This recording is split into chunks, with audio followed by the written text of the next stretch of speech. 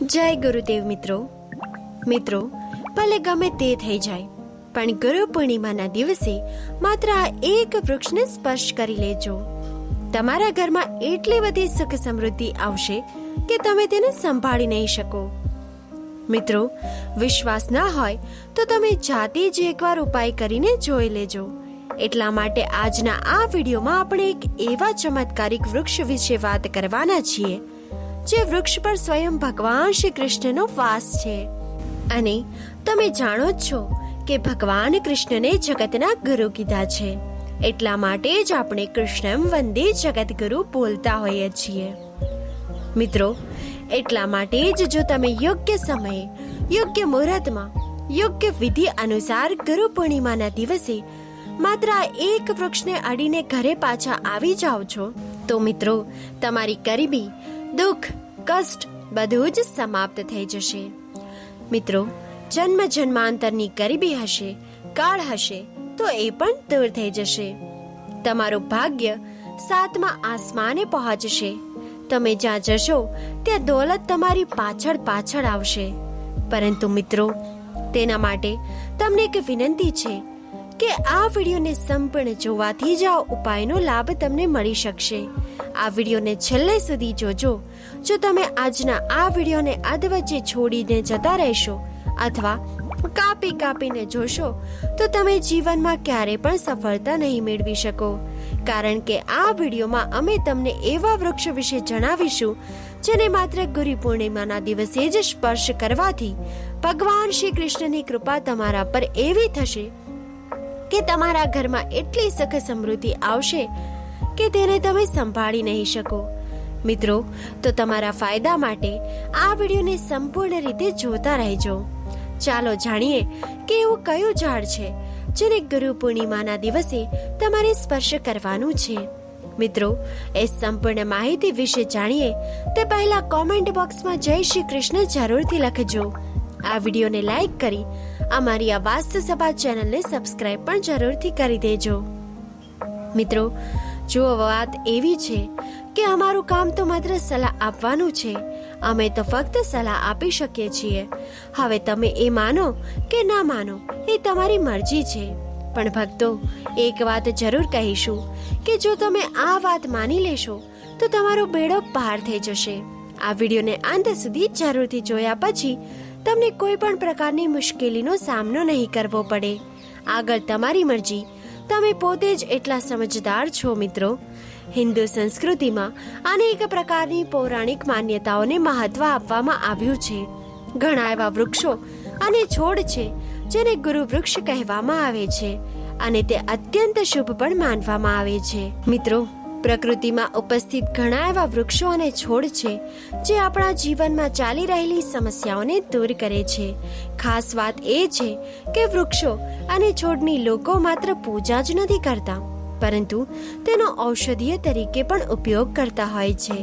આ બધા જ પ્રકારની બીમારીઓને સાજી કરે છે અને વેદ પુરાણોમાં અનેક પ્રકારના વૃક્ષો અને છોડનો ઉલ્લેખ પણ કરવામાં આવ્યો છે.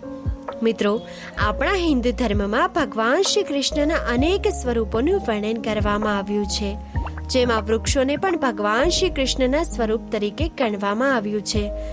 મિત્રો, તો આજે હું તમને એવા વૃક્ષો વિશે જણાવીશ જેને ગુરુ પૂર્ણિમાના દિવસે સ્પર્શ કરવો અત્યંત શુભ અને લાભકારી છે. તેને માત્ર સ્પર્શ કરવાથી શત્રુ દોષ, ઋણ દોષ, ગરીબી દોષ આ બધું જ સમાપ્ત થઈ જશે. ગુરુ પૂર્ણિમાના દિવસ હિન્દુ ધર્મમાં અને લોકો અને ભક્તો માટે શ્રેષ્ઠ માનવામાં આવ્યો છે. આ દિવસે કરવામાં આવેલા કોઈ પણ ઉપાય ક્યારેય પણ વ્યર્થ નથી જતા, એટલે કે તે હંમેશા લાભ પ્રદાન કરે છે. આવો સૌપ્રથમ આપણે ગુરુ પૂર્ણિમા વિશે થોડી માહિતી જાણી લઈએ. તો મિત્રો, આ વખતે 2026માં ગુરુ પૂર્ણિમાની તિથિ વિશે લોકોના મનમાં મૂંઝવણ છે કે આ વ્રત કયા દિવસે રાખવામાં આવશે.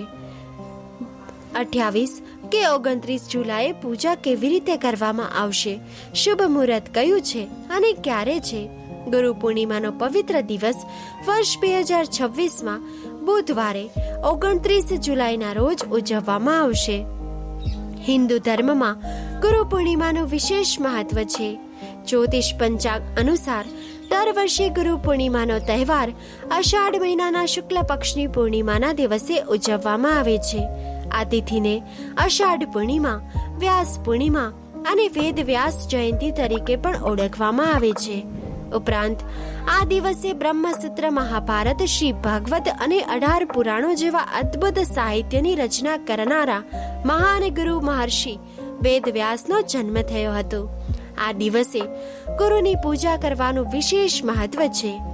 ઉપરાંત પવિત્ર વૃક્ષની પૂજા કરવી અને આ શુભ પ્રસંગે દાન કરવાનું વિશેષ મહત્વ છે. મિત્રો, હવે આપણે જાણીએ કે ગુરુ પૂર્ણિમાની સાચી તારીખ અને સમય શું છે. પછી અમે તમને વારાફરતી આ બધી જ માહિતી જણાવીશું. તો મિત્રો, જ્યોતિષ પંચાંગ અનુસાર અષાઢ મહિનાની પૂર્ણિમાની તિથિ 28 જુલાઈ 2026 રોજ રાત્રે 10:43 શરૂ થશે અને 29 જુલાઈ 2026 રોજ રાત્રે 10:55 સમાપ્ત થઈ જશે. તેથી મિત્રો, 29 જુલાઈ બુધવારના દિવસે ગુરુ પૂર્ણિમાના પવિત્ર તહેવારની ઉજવણી કરવામાં આવશે. મિત્રો, ગુરુ પૂર્ણિમાના પવિત્ર દિવસમાં કેટલા લાખ એવા વૃક્ષો છે જેને ગુરુ વૃક્ષ કહેવામાં આવે છે. આ ભગવાન શ્રી કૃષ્ણના સ્વરૂપ છે અને આપણા ધર્મમાં વૃક્ષો અને છોડને દેવી દેવતા તરીકે પણ માનીએ છીએ અને તેમની પૂજા પણ કરીએ છીએ. નવા કાર્યના સમયે આપણા ધર્મશાસ્ત્રમાં કેટલાક એવા વૃક્ષો અને છોડનું વર્ણન કરવામાં આવ્યું છે જેને માત્ર સ્પર્શ કરવાથી જ વ્યક્તિના બંધ નસીબના તાળા ખુલી શકે છે. વ્યક્તિનું સૌભાગ્ય ચમકી ઉઠે છે. આપણા શાસ્ત્રોમાં વૃક્ષો અને છોડને ખૂબ જ ગુણકારી ગણાવ્યા છે, કારણ કે સાક્ષાત દેવી દેવતાઓ તેમાં નિવાસ કરે છે. ભગવાન શ્રી કૃષ્ણએ ગીતામાં સ્વયં કહ્યું છે કે વૃક્ષમાં હું પીપળાનું વૃક્ષ છું. પીપળાના વૃક્ષને વૃક્ષનો રાજા કહેવામાં આવે છે, કારણ કે પીપળાના વૃક્ષની આયુષ્ય સૌથી વધારે હોય છે. પીપળાનું વૃક્ષ સર્વશક્તિમાન હોય છે. પૂજા પાઠમાં તેનું અત્યંત મહત્વ હોય છે. આપણા ધર્મશાસ્ત્રમાં અનેક એવા વૃક્ષો છે જે મંગલકારી અને કલ્યાણકારી છે. જો આ વૃક્ષોને સ્પર્શ કરી લો તો તમારી બધી જ પ્રકારની સમસ્યાઓ, બધા જ પ્રકારના કષ્ટો સમાપ્ત થઈ જાય છે. ખાસ કરીને ગુરુ પૂર્ણિમાના દિવસે તેની અસર લાખ ગણી હોય છે, કારણ કે આ સમયે જે વસ્તુઓ અચેત હોય છે તે પણ ચેતનાયુક્ત બની જાય છે. અર્થાત આ સમયે શક્તિ આપણા ધરતી લોકમાં આવી જાય છે. તો જેટલા પણ વૃક્ષો, છોડ, જીવજંતુઓ, ચલ અથવા તો અચલ, બધામાં જ શક્તિ નિહિત થઈ જાય છે. મિત્રો, જાગૃત થઈ જાય છે. તેથી આ સમયે કોઈ પણ વ્યક્તિ વૃક્ષો કે છોડને સ્પર્શ કરે છે, ખાસ કરીને જે વૃક્ષો અને છોડને ભગવાન શ્રી કૃષ્ણના સ્વરૂપ તરીકે ગણવામાં આવે છે, તેને સ્પર્શ કરીને પાછા આવે તો તમારા જીવનની સમસ્યાઓ, દુઃખ, તકલીફો, કષ્ટો, રોગ, બીમારીઓ, કલેશ, જીવનમાં ચાલી રહેલી મોટી સમસ્યાઓ બધું જ સમાપ્ત થઈ જાય છે. કાળ સર્પ દોષ, મંગળ દોષ, શનિ દોષ, રાહુ દોષ તાત્કાલિક જ અસર દેખાડે છે અને બધા જ દોષો નાશ પામે છે. અને મિત્રો, ગુરુ પૂર્ણિમાના દિવસે કરવામાં આવેલા કોઈ પણ ઉપાય ક્યારેય ત્યારે વ્યર્થ જતા નથી. આજે હું તમને 3 એવા વૃક્ષો વિશે જણાવીશ. આ 3 વૃક્ષો ગુરુ વૃક્ષ તરીકે ઓળખાય છે. જો તમે આજનો વિડીયો ચૂકી જશો તો આખી જિંદગી તમારે પસ્તાવો કરવો પડશે, કારણ કે ગુરુ પૂર્ણિમાનો દિવસ આ એક એવો દિવસ છે જેમાં તમારે લાંબી પૂજાપાઠ કરવાની જરૂર નથી, પરંતુ માત્ર આ દિવસની અંદર જ તમે તમારી સમસ્યાઓને, તમારી ગરીબીને તમારી પોતાની આંખો સામે સમાપ્ત થતી જોઈ શકો છો. અને અમે જે ગુરુ વૃક્ષો વિશે જણાવી રહ્યા છીએ તે બધા જ વૃક્ષો તમને તમારા ઘરની આસપાસ ખૂબ જ સરળતાથી મળી જશે.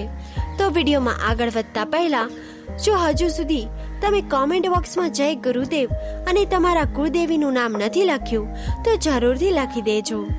મિત્રો, ગુરુ પૂર્ણિમાના દિવસે આપણે કયા 3 વૃક્ષોને સ્પર્શ કરવા જોઈએ? એક ખાસ વાત મિત્રો, આ ચેનલના બધા જ દર્શકોને જણાવવા માંગુ છું કે ગુરુ પૂર્ણિમાના દિવસે જેટલું શક્ય હોય તેટલું ગુરુ વૃક્ષની પૂજા અવશ્ય કરવી. ગુરુ વૃક્ષમાં અનેક પ્રકારના વૃક્ષો હોય છે.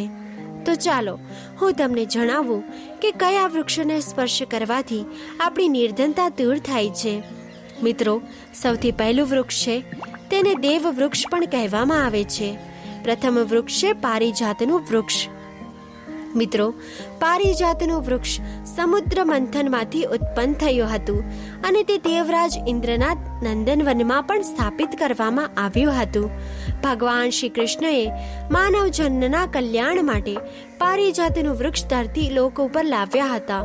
આ પારિજાતનું વૃક્ષ ભગવાન શ્રી કૃષ્ણનું સ્વરૂપ કહેવામાં આવ્યું છે. એવું માનવામાં આવે છે કે કોઈ પણ મનુષ્યના શરીરમાં ગમે એટલો થાક હોય, ગમે એટલી પીડા હોય, તો સાંજના સમયે પારિજાતના વૃક્ષને સ્પર્શ કરીને અવશ્ય આવી જવું જોઈએ.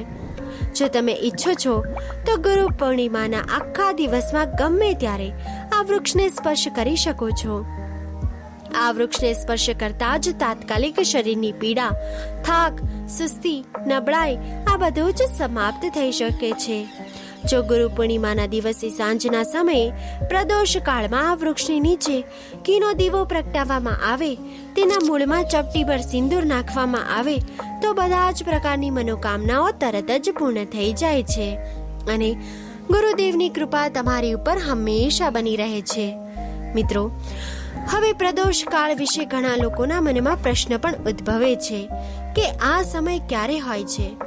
તો ચાલો તમને જણાવી દઈએ કે પ્રદોષ કાળનો સમય સાંજે 6 વાગ્યાથી લઈને 7 વાગ્યા સુધીનો હોય છે. મિત્રો, જો તમે આ સમય દરમિયાન આ ઉપાય કરશો તો તમને તે ઉપાયના પરિણામો ચોક્કસપણે મળશે. તો સાંજે 6 વાગ્યાથી 7 વાગ્યાની વચ્ચે તમે ઉપાય કરી શકો છો. હવે પણ ઘણા લોકો ચોક્કસ આ પ્રશ્ન પૂછશે કે અમે કામ પર જઈએ છીએ અને ઘરે પાછા આવવામાં મોડું થાય છે, તો પછી આપણે તે જગ્યાએ શું કરવું જોઈએ? તો જુઓ, એ લોકોએ પણ ટેન્શન લેવાની જરૂર નથી. જો તમે લોકો પ્રદોષ કાળ દરમિયાન સાંજે ઉપાય કરી શકતા નથી, જો તમને આવવામાં મોડું થાય છે, તો તમે આ ઉપાય સાંજે 7 વાગ્યાથી લઈને રાત્રે 10 વાગ્યા સુધી પણ કરી શકો છો. કારણ કે 29 જુલાઈ 2026 બુધવારના રોજ ગુરુ પૂર્ણિમાના ખાસ દિવસે આખા વર્ષમાં માત્ર એક જ વાર આવે છે. તેથી જ્યારે પણ તમને સમય મળે ત્યારે તમે ઉપાય કરી શકો છો. નિર્ધારિત સમયમાં તે કરવાનો પ્રયાસ કરો, પરંતુ જો કોઈ કારણસર તમે તે કરી શકતા નથી તો તમારે મોડું થઈ જાય છે, તો તેમાં કોઈ સમસ્યા નથી. તમને આ ઉપાયનું પરિણામ ચોક્કસપણે મળશે. આ વૃક્ષનો સ્પર્શ કરીને તમારે અવશ્ય પ્રાર્થના કરવાની છે કે હે પારિજાત વૃક્ષ, તમે ભગવાન શ્રી કૃષ્ણનું સ્વરૂપ કહેવાયા છો. તમે અમારી બધી જ પ્રકારની સમસ્યાઓ દૂર કરો. ગ્રહ દોષ, પિતૃદોષ હોય તેને તમે સમાપ્ત કરો. ભગવાન શ્રી કૃષ્ણ સ્વયં તમારા દાતા છે. ભગવાન શ્રી કૃષ્ણ અમારા જીવનમાં પ્રવેશે આવા આશીર્વાદ અમને પ્રદાન કરો. મિત્રો, આ રીતે તમે મનોકામના બોલી શકો છો. મિત્રો, હવે પછીનું બીજા નંબરનું જે વૃક્ષ આવે છે તે વૃક્ષ છે બીલીનું વૃક્ષ. આ બીલીનું વૃક્ષ માતા પાર્વતીના પરસેવામાંથી ઉત્પન્ન થયું છે. સ્કંદ પુરાણમાં માતા પાર્વતીને દેવી સ્વરૂપ કહેવામાં આવ્યા છે, એટલે કે તેઓ નવદુર્ગાના સ્વરૂપ તરીકે ઓળખાયા છે. સ્કંદ પુરાણની કથામાં કહેવાયું છે કે બીલીનું વૃક્ષ માતા પાર્વતીના પરસેવામાંથી ઉત્પન્ન થયું છે. તેની ડાળીઓમાં પાર્વતીના મૂળમાં બ્રહ્મા અને થડમાં ભગવાન શ્રી કૃષ્ણ અને તેના બધા જ ભાગોમાં ભગવાન શિવ વસે છે. સાંજના સમયે શિવ મંદિરની નજીક અથવા તો નવદુર્ગા મંદિરની નજીક આવેલા બીલીના વૃક્ષની નીચે એક ઘીનો દીવો પ્રગટાવવાથી વ્યક્તિ ધનવાન, ગુણવાન અને પરાક્રમી બને છે. વ્યક્તિના બધા પ્રકારના મનોરથ પૂર્ણ થાય છે. મિત્રો, હવે ત્રીજું વૃક્ષ છે એ શમીનું વૃક્ષ છે. શમીના વૃક્ષને ગુરુદેવનું સ્વરૂપ કહેવામાં આવ્યું છે. આ શમીનું વૃક્ષ સ્વયં ગુરુદેવનું સ્વરૂપ છે. તેના પર સ્વયં ગુરુદેવ સાક્ષાત વિરાજમાન છે. તો કૃપા કરીને કોમેન્ટ બોક્સમાં જય ગુરુદેવ જરૂરથી લખજો. જો કોઈ વ્યક્તિ સાંજના સમયે ગુરુ પૂર્ણિમાના દિવસે તેની નીચે ધૂપ કે દીવો પ્રગટાવે, ધુમાડો કરે તો તેની બધી જ પ્રકારની સમસ્યાઓ દૂર થાય છે. શમીના મૂળમાં સિંદૂર નાખવાથી વ્યક્તિને આરોગ્યની પ્રાપ્તિ થાય છે. જે લોકો લાંબા સમયથી બીમાર હોય તેવા વ્યક્તિના ઘરના સભ્યો તેમના શરીરમાંથી 7 વખત સિંદૂરને ઉતારીને શમીના મૂળમાં નાખી શકે છે, તો તેમના રોગો જલ્દીથી ઠીક થઈ જશે.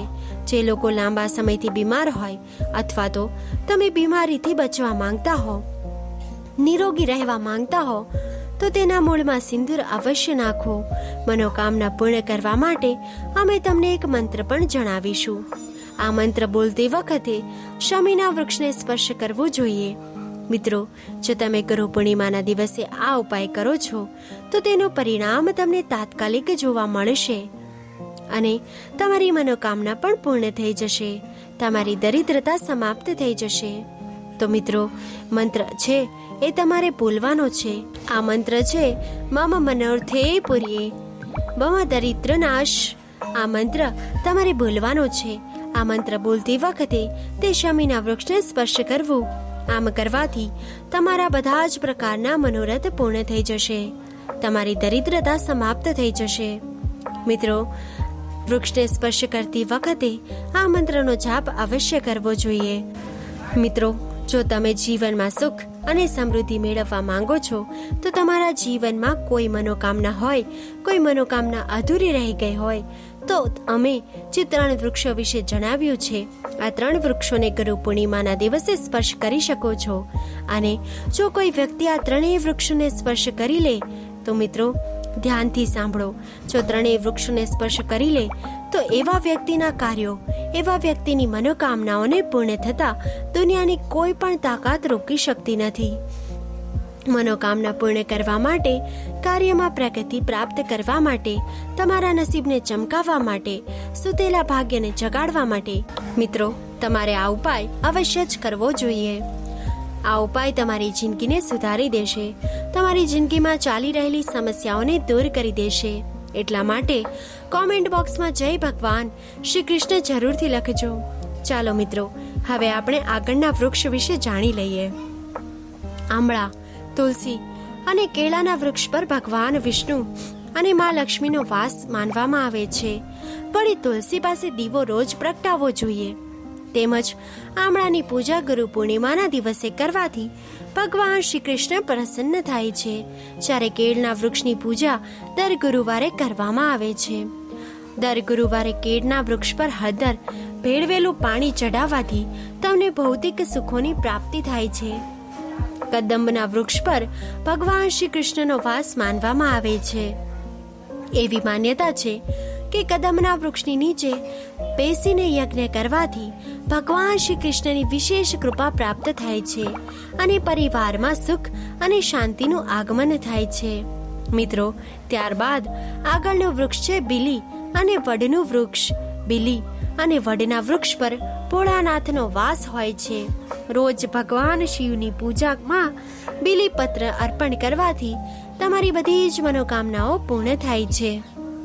તેમજ એવી માન્યતા છે કે વડના વૃક્ષની પૂજા દર ત્રયોદશીએ કરવી અત્યંત શુભ માનવામાં આવે છે. તેથી આ દિવસે શિવજીની વિધિવત રીતે પૂજા કરીને તેમને બીલીપત્ર અવશ્ય અર્પણ કરવું જોઈએ. ત્યારબાદ આવે છે દુર્વા ઘાસ. દુર્વા ઘાસ ગણપતિ બાપાને સૌથી વધુ પ્રિય છે. દર શુક્રવારે હળદર લગાવીને દુર્વાવાસ ગણેશજીને અર્પણ કરવાથી તમારા કામમાં આવતી દરેક પ્રકારની અડચણો દૂર થવા લાગે છે અને તમને શુભ લાભની પ્રાપ્તિ પણ થવા લાગે છે. તો મિત્રો, જો તમે આ વિડીયો પસંદ આવ્યો હોય તો વિડીયોને લાઈક કરો, શેર કરો અને કોમેન્ટ બોક્સમાં જય ભગવાન શ્રી કૃષ્ણ અને જય ગુરુદેવ જરૂરથી લખજો. સાથે અમારી આ ચેનલ વાસ્તુ સભાને સબસ્ક્રાઇબ કરીને બાજુમાં આપેલા બેલ આઇકન પણ પ્રેસ કરીને ઓલ પર સેટ કરી દેજો, જેથી તમને નવા વિડીયોની નોટિફિકેશન તરત જ મળતી રહે. ધન્યવાદ મિત્રો.